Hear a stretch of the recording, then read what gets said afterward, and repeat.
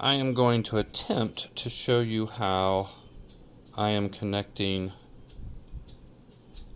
these two pieces of yarn. So if you'll notice on this yarn, you've got a netting on one end and a more solid piece on this end.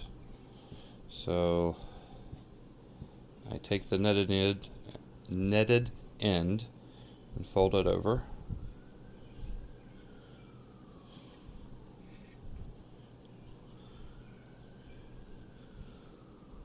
You'll notice the netted end is on top. Then I have another piece.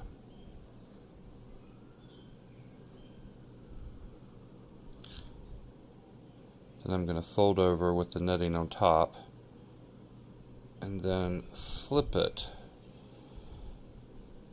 so that on one side the thicker piece is there, and on this side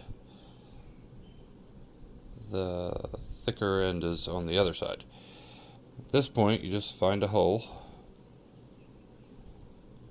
you can get your finger through.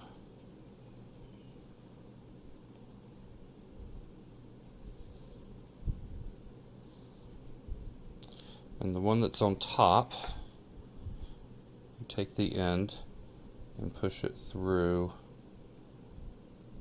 underneath.